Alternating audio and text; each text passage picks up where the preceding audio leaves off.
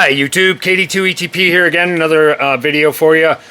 Today I wanted to go over the Talent Cell. That's these units that you can get on Amazon. They have a USB output as well as a 12 volt output you can use on your portable radios. This one is a 3 amp hour one and this one is a 6 amp hour one. Now I've used the 3 amp hour one and roughly get about the same amount of time out of this, depending on transmission and whatnot, as I do out of the, for instance, the battery in the X6100. I just received the larger one. Get that up there, I don't know, so you can read the specs on that. But one thing I like about these as opposed to the normal LifePo batteries that I get, like this one in particular, it's a nice unit. It's got a lot of this is a 4 amp hour, but you can see that it rips and stuff. That's why I have it taped. The outer casing on it ripped, and these wires hang out. And I don't know. It's I'm not really keen on that. I don't like how these spin around, and I'm not sure if they get spun around too much, they're going to break off the contacts on the inside on these by getting spun and being used a lot. So what you get with these are a nice case. I think this one was roughly $50 and this one was about $35 or $30, something around that neighborhood. You can get them on Amazon. But anyways, let me move that back. You get a nice tough case with them. You get an on-off switch. You can see the lights are lit up there. It's charged. On this one, the same thing. I need to charge this one. So you can get 12, this is where you charge it. So you get, let me go over that real quick. So you get a charger with it, plugs right in, plug that in, charges the battery. You can also get 12 volts output from this, from both of these. So I like that they're in a nice hard case that you can be a little rougher with than the LifePo batteries.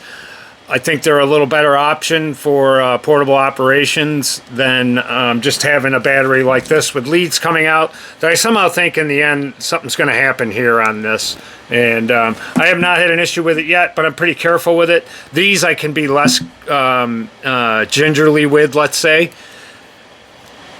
And you can get a little more abuse. One thing, you have to package them up accordingly because you got to watch, because the button does come on sometimes. But I noticed that even though when it did come on, the one time I was backpacking with this one, because I just got this one, it did not discharge the battery all the way, and I was still able to use it. So I think it's a good option. I think it's something that you might want to look at if you don't like the way that these are.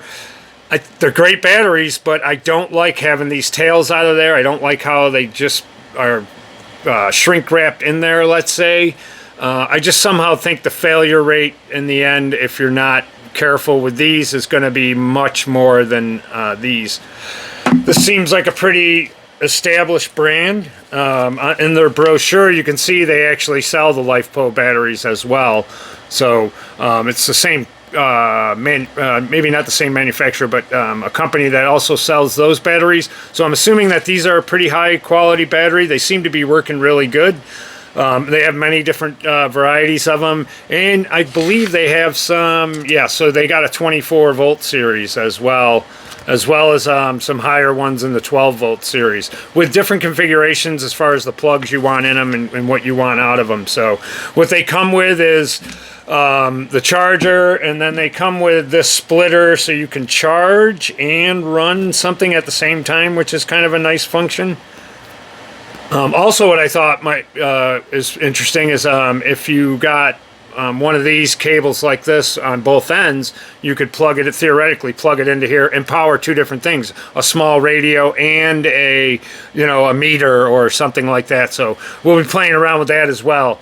This one, the max out is 3 amps max on the output, and this one is 3 amps max out for the draw. If you're drawing over 3 amps, obviously it won't work. So for most QRP radios that I have, I don't believe any of them draw anywhere near that. So there is a little bit of room there, freeboard, let's say, to plug something like this in and maybe use an external meter or anything else that you may need to power up while you're out there. So just an option, something to look at.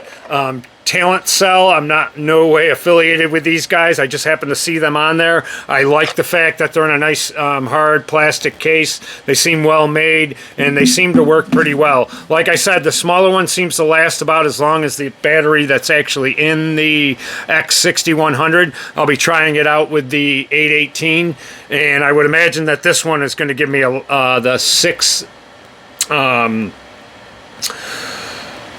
amp hour one will give me double roughly the amount of time. So I think a good day out, even if you had brought both of these, you know, you're going to have a good day out there, plus the battery and the radio if your radio does have a battery. So I'll be doing some more testing on them. So far so good with this small one. It's worked out really well for me. I use it on the bench a lot when I'm using the X6100. I use this for the power supply. It seems to work just fine. I have not had any issues with it at all. So I'm looking forward, again, like I said, to taking the larger one out, seeing what kind of runtime I can get with that. And as well as I'll probably bring them both out at the same time, because you can never have too much. And that's a nice small little package. And to be quite honest with you, you know, it's a little bit bigger than this. The weight is roughly the same between these two, I would say. Maybe this is a little better battery in there. I don't know, but being as though it's the same company also sells these style batteries, I would imagine that these are a pretty decent battery in there. Although it doesn't tell you what the exact battery is, they are lithium-ion batteries in these. So just wanted to present that to you, something for portable use if you were looking for something a little better than this. Which I wanted something a little bit more modular, like you could just put a plug in, you know what I mean, and then plug it into your radio, let's say. I like that feature of it, as opposed to like having the power poles and then you got another connector for charging it. This charges and your 12 volt come out of the same one, so that's kind of a nice feature as well. So if you're in the market for something like that, I highly recommend these. So far, so good. I will do, I'm sure these will be in some of my later videos as time goes on. I also picked up another HF radio, and we'll be doing a video on that shortly once I play around with that a little bit and get a little more familiar with it. I may do a quick out-of-the-box one. I don't know. People seem to like that. I'm not a big unboxing guy. Pretty much all the radios come with the same stuff, you know, a power lead and a microphone and that kind of thing. So, but I did get a new HF radio, and I'll be interested to play around with that. I'll give you more about that in the next video. KD2 ETP 73, all.